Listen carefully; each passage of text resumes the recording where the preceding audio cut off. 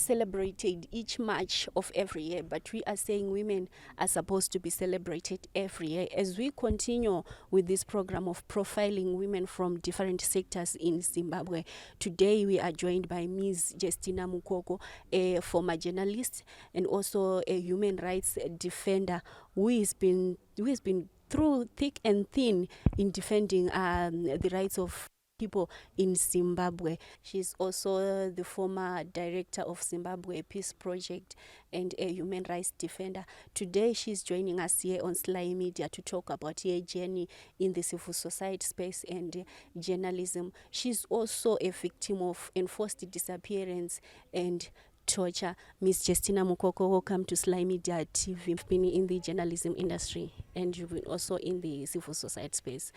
How is those two sectors space for women?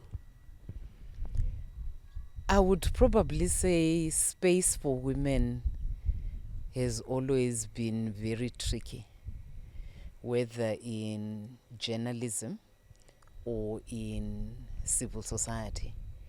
The risks that men and women face are very different. And I'm sad to realize that a lot of young women are complaining about harassment, especially sexual harassment,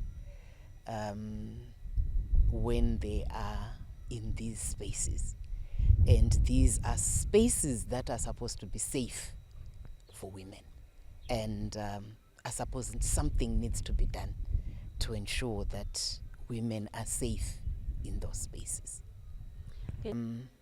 Men never believed that a woman would rise through the ranks. They always believed that you would have slept with someone. When I started anchoring for the main news, a lot of people were saying she must have done something with someone for her to find herself there. But my only tool and weapon of getting to the main news was my voice and just being able to articulate. And this is why I was selected to be on that desk. Okay, can we talk about the government's respect for human rights? How do you compare the previous government of Robert Mugabe to this one of Emmerson Mnangagwa? I think what we need to be very clear about is that the personalities in this government and the personalities in that government are identical. It might have been a different head of state in the previous government and a different head of state for this government. But you will also know that the current president was vice president in the previous government for a long time. And so people who have been in that government are also in this government. But I think there has been a perpetuation of the abuse of rights of citizens. And that has continued. And if we look at the history of this government, you will recognize that they have been more brazen in terms of violating the rights of citizens. I think you will remember what happened on the 1st of August 2018, and you will also remember what happened in January 2019. And if we look at the last election, I think you will recognize that it was difficult to locate women as candidates in the election. And we saw it in the results. If you look at the presidential contest, there was only one woman out of 10 men. And I think that mirrored in all the other elections. And as a country, we have slid back in terms of progress of ensuring that there is gender equality as is required by the Constitution, where 50%, where there should be a 50-50 representation in all institutions. We are kind of failing in terms of that.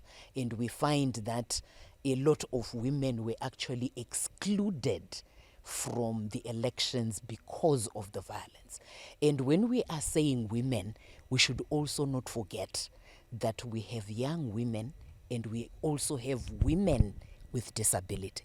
They also wanted to get into public office, but a lot of them were elbowed out because of the high stakes around the elections. And you will find that with women, they think about their families in terms of the risk that they might face.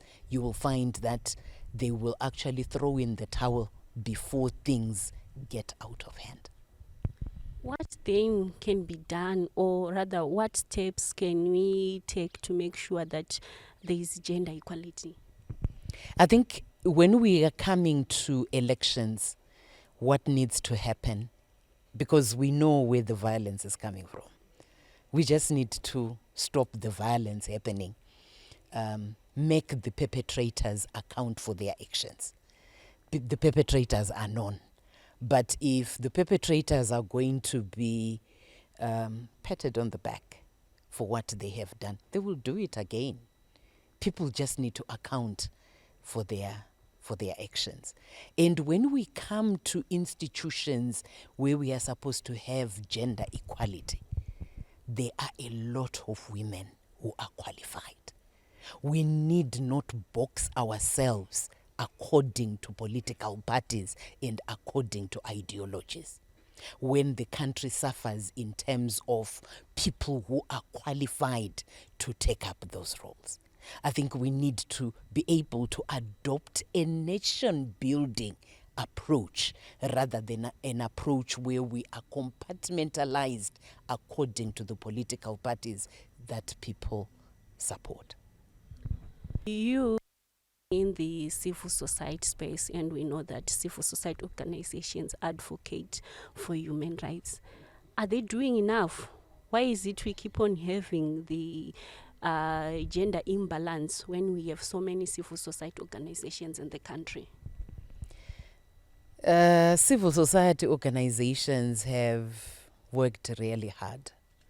And actually, to find that provision in the Constitution of the 50-50 and the gender equality, it's also thanks to the work that civil society has done. But I think when it comes to then enforcing what is in the Constitution, that is beyond, at times, civil society. They have put out and they continue to talk about these issues, but it seems that no one really is listening to them in terms of those issues. Okay, so in other terms, the government is going with baby steps in making sure that 50-50 is implemented. At times, the steps are not even there. So if we're talking about baby steps, probably we should be talking about maybe having 20% or whatever, just an improvement from what it was. But you recognize that in some instances, there is just not that progress in terms of getting the 50-50. Because if you look at Parliament now, it's just, it's a disappointing situation that we have got. Okay, you spoke for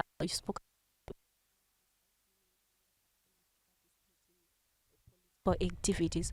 What really can be done, or rather a word of encouragement that you can say to these women so that they stand up and fear nothing? I think what is important for women to do is also to speak out when they suffer any form of violence. that is likely to help them deal with the challenges that are related to issues of violence. Practices, traditional and cultural practices, in some instances, impede women on coming out to speak about what they experience. They fear for their marriages, they fear for their position in a community. So I think it's something that also needs to be adopted at the community level to assist the woman who wants to get into public office, because I think we can only improve when we do get these candidates registering as candidates in an election. But you will also recognize that nomination fees have also been very prohibitive for women. They don't have those kind of resources. And as a result, some of them will just say, well, where am I going to get the money? I might as well leave that and not get into it. You should not be threatened by anyone. And I think our laws need to be there to protect whoever brings out information. They should not be threatened by those who think they have money and those who think have political muscle. Journalists should be allowed to do their work. The laws enough to protect women in media, the laws that we have right now? I think with the situations that we have seen, they might have had gaps here and there. But I think a week or so ago, I heard that there is a protection fund for women journalists. I haven't had the details in terms of what they are going to be protected and how they are going to be protected. But I'm sure that they are going to take on some of the challenges that women journalists have been facing. When you were in the media industry, you faced enforced disappearance and torture. Have you healed from them?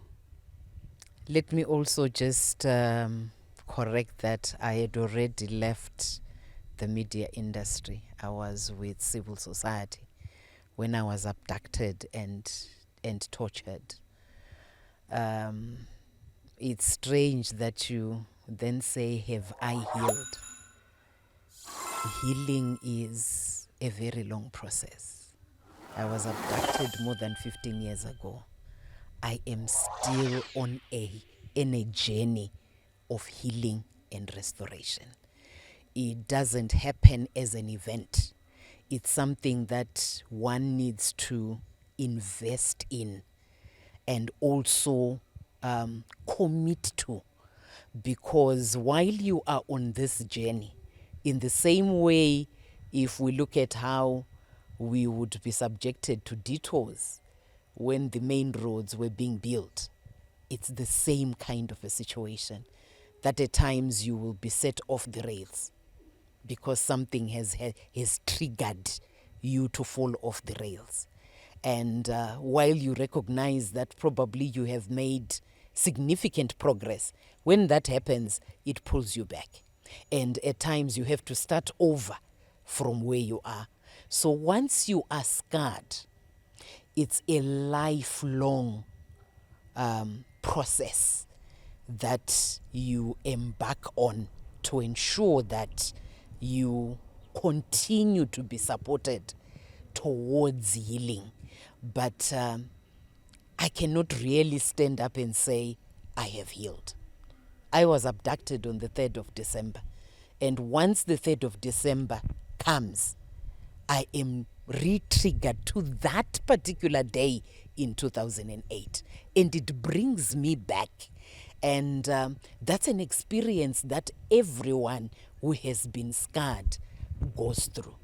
Our scars can have just a covering, but at times they are festering underneath. And there are processes that need to happen to ensure that the process of healing takes place. Sorry.